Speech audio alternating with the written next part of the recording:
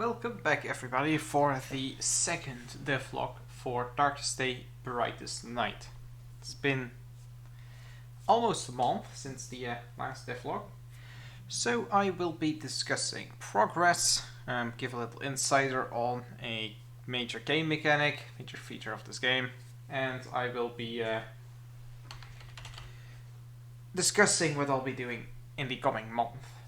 So let's start it off with the physics engine that I've had to rewrite twice. Yes, physics, fun. So, not full rewrites. It's not because it broke, well, it did a little. So I copied the physics engine that I used for the players and made it usable by enemies. The reason for this is that, well, enemies need physics too, you know. Gotta collide with stuff. It's not complete yet. I still need to write the AI that will determine if an enemy can jump onto a surface to find which surfaces it can reach, all that kind of stuff. For players, on the other hand, I added in crowd control and it caused some issues with the velocity calculations. So I revamped all of that. It works perfect now. You keep your momentum when jumping, something that actually didn't happen before. No clue why. Fixed a lot of bugs surrounding those mechanics as well. And yeah, it works now. Again, which is a good thing. Aside from that, I also did some other things with the player objects. I fixed their death, their spawning, and the state swapping. 3 mechanics that caused actual crashes. So the character can now swap between its non-corrupted and its corrupted forms. Player can die, player can spawn in without any issues. Also added in damage. Damage in this game is treated differently than in most games. Rather than a health bar that increases when you take a hit, you will store the damage you've taken into a damage buffer. If that damage buffer exceeds the amount of max HP you have, or you're out of combat for 3 seconds, all of the damage in the damage buffer gets applied over time to your health bar. This means that if you're in a bad situation, and you lose a lot of health instantly, you get bursted down, you won't die immediately. You will still have a few seconds to heal yourself so you can survive. This makes the game a bit easier for players, and it will fix most of the unfair deaths, as it may. The deaths in that you couldn't really do anything against. It will give the players always a chance to fight back. Crowd control. Added in crowd control for both players and enemies. Except bosses, of course. Bosses cannot be crowd controlled. They can be stunned, players and enemies. They can be knocked back, knocked up and knocked down. Those are all the forms of crowd control I have at the moment. Might add in a pull mechanic later down the line. If that is required, that is. And I believe that's it for the player. Did some overall changes to the projectile system as well, which affected the player. Player had a weapon object that spotted with them, and the projectiles for the player were handled as ammunition that was fired. Had a different object for enemies that was an actual full-fledged projectile system. I deleted both, recoded a single system that works with both players and enemies, and they simply create a target, and then the projectile will hit whatever is in fact the target. So a player will set the target to any NPC, and every enemy will be able to get hit by that projectile. Projectiles itself appear the same way as before, so it works just as good. It works even better now. All of these changes can't really show them off. There aren't any graphics that picture your health bar or the damage you've taken. I had to test most of it using debug output. Was kinda tricky. So, it's there, it's just not visible. I also did a huge change to enemies. I have an NPC main object here now that has two children, the mob main and the boss main. Previously the NPC main was handled for all of the regular enemies, and I had a separate boss main object that the bosses inherited from. And I added a new one for the regular mobs and had both that and the boss one inherit from NPC main. The reason for this is that it allowed me to transfer most of my boss code to the NPC main code so the enemies would inherit it. And this allowed them to use the algorithm I designed so that they can select appropriate attacks based on probability, which is a big deal. And then a targeting system as well for both enemies and player. They'll be able to spawn in a target and then travel to or hit towards the target, and that's actually something I can show off here. This target here is the boss spawn. It's simply where he will move to. If I press up here, I will spawn my own. It will be a little bit higher than the boss one, which is constantly moving towards me right now. And as you can see, all of my projectiles that I fire will bend off towards the target. If I did not do this, they would simply fly straight. Like this.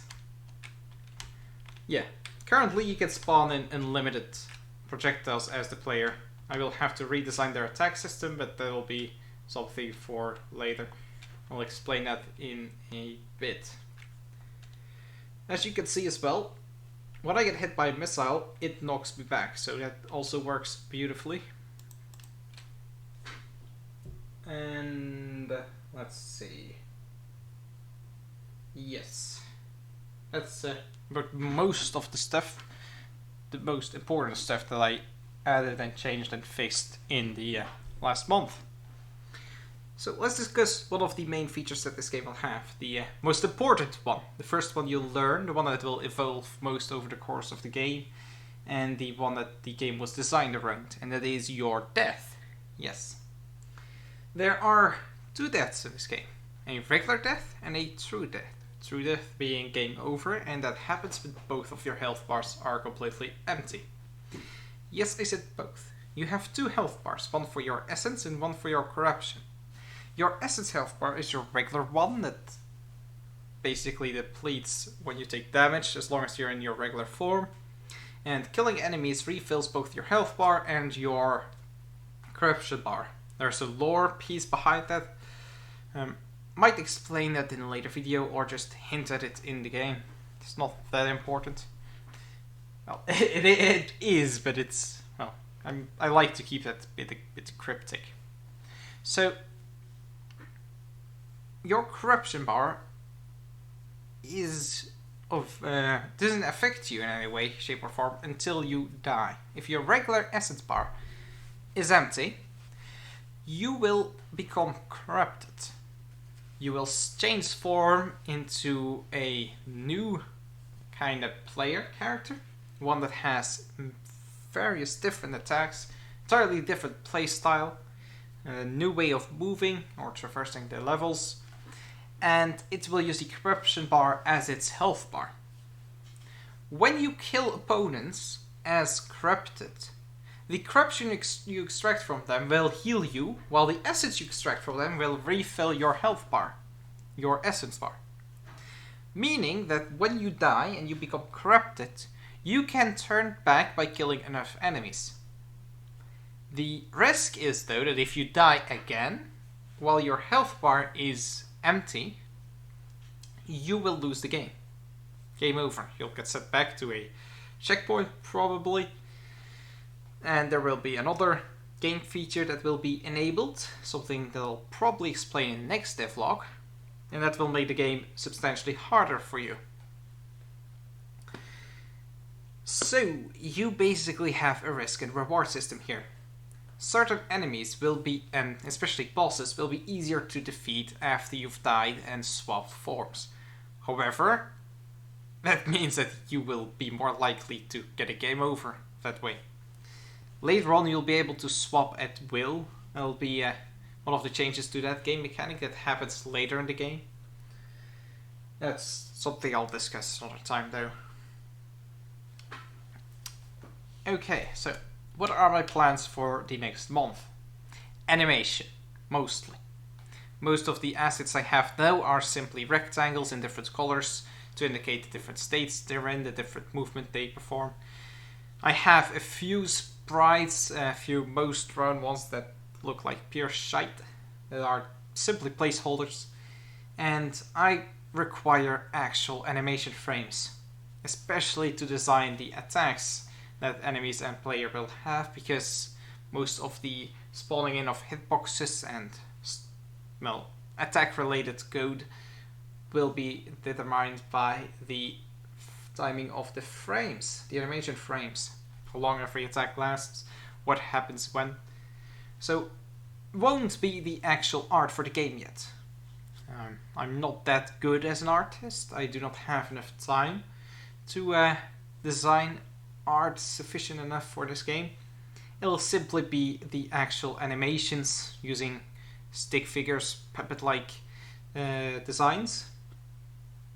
They'll simply have the bone structure and the head in the correct places, just so I know how the player will look like and how many frames there will be in every single animation that it has. The idle one, red one, attack one, etc, etc. So that's what I'll focus on in this upcoming month. This also will allow me to design a few more attacks for the player, so it won't be able to spawn unlimited projectiles anymore, which is causing some severe crashes if I spawn in too many, as is expected, to be honest. So yeah. Last thing before I end the video, I made a official Facebook page for my company. I'll link it down in the description below, so if you have any questions concerning this project, you can either comment on this video or you can simply message me through Facebook if you have a Facebook account. And I will try to respond as quickly as possible. That's it for today. I hope this overview was insightful, and I will see you guys next month. Goodbye.